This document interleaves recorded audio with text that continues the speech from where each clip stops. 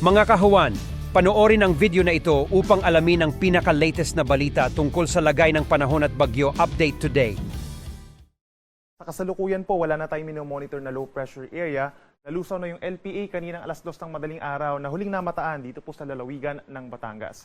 However, for today, mataas pa rin ang tsansa ng mga pag-ulan sa malaking bahagi ng Luzon dahil pa rin yan sa umiiral na easterlies o yung mainit na hangin galing sa Pacific Ocean. At ito rin na magdadala ng mainit na panahon dito sa malaking bahagi ng Palawan and Visayas. Samantala, meron tayong namumuong mga kumpulan ng ulap. Ito po yung convergence or salubungan ng hangin na easterlies plus yung hangin naman galing sa ilalim or sa may southern hemisphere dahil sa Intertropical Convergence Zone or ITCZ. At ito ring ITCZ ang siyang iiral na weather system hanggang sa weekend sa malaking bahagi ng Mindanao. Base naman sa ating analysis, wala pa rin tayo nakikitang bagyo o mabubuong panibagong low pressure area hanggang sa weekend sa ating bansa. Ngayong araw po sa Luzon, malaking bahagi pa rin ito magkakaroon ng makulimlim na panahon dahil pa rin sa easterlies. Meron tayong mga light to moderate rains sa Central Luzon, Calabarzon, Metro Manila, bago dito rin po sa may Oriental Mindoro and Marinduque at sa bandang Hilaga dito sa may Isabela, Quirino, Nueva Vizcaya, Kalinga, Mountain Province, Ifugao, Benguet, hanggang dito sa may Pangasinan, mataas po ang tsansa ng mga pag-ulan for today. Kaya mag-ingat sa banta ng baha at landslides at magdala po ng payong, lalo na sa ating mga estudyante.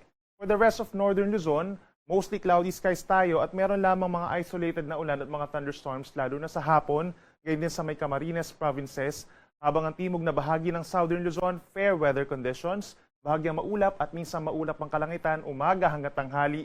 Nasasamahan pa rin ng mga saglit na ulan at mga thunderstorms sa hapon hanggang gabi.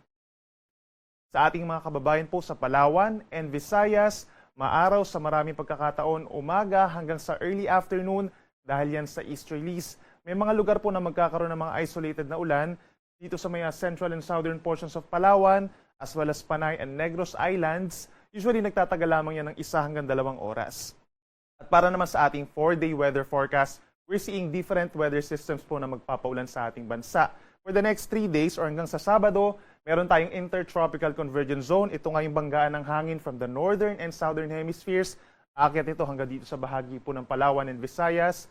Kaya mayroong mga pagkakataon po na madalas yung pag-ulan. May mga times naman po na wala pang pag-ulan, mga on and off thunderstorms at mga rain showers po ang mararanasan natin simula po bukas hanggang sa Sabado. Kaya siguruhin pa rin po na meron tayong dadalang payong or kapote at sa ating mga estudyante kung mayroong mga pagbahaman, magdala na rin po tayo ng bota kung kinakailangan.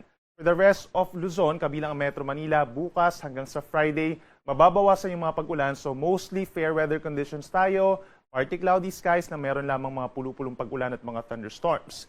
Then pagsapit po ng Sabado, that's June 21, we're expecting na magbabalik po yung hanging habagat or southwest monsoon sa western sections ng Southern Luzon, Visayas and Mindanao. So bukod dun sa ITCZ, over the eastern sides of Visayas and Mindanao, posible magdala na rin ng mas madalas na pag-ulan dito sa may western side ng ating bansa or sa kaliwang bahagi.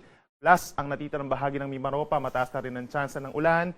Bicol Region, some parts of Calabarzon and Central Luzon, gaya ng Zambales, Bataan, Cavite, Batangas, even Metro Manila, no, pagsapit po ng weekend, hanggang early next week, we're expecting na mas dadalas na rin yung mga pag-ulan.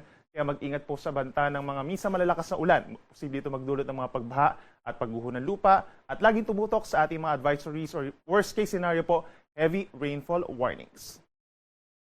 Ngayong araw hanggang sa weekend, we are not expecting naman na magkakaroon ng gale warning or babala sa mga delikadong alon. Ngayong araw po, more or less, nasa 1 metro ang taas ng alon natin sa may Pacific Ocean plus extreme northern Luzon at nasa kalahating metro naman over West Philippine Sea at sa may gitnang baybayin po ng ating bansa. Pero kapag meron tayong mga thunderstorms at malakas ang hangin at ulan, posible pa rin ito umakyat sa 1 kalahating metro or nasa kalahating palapag po ng gusali. Kaya medyo delikado pa rin ito sa ating mga maliliit na sasakyang pandagat.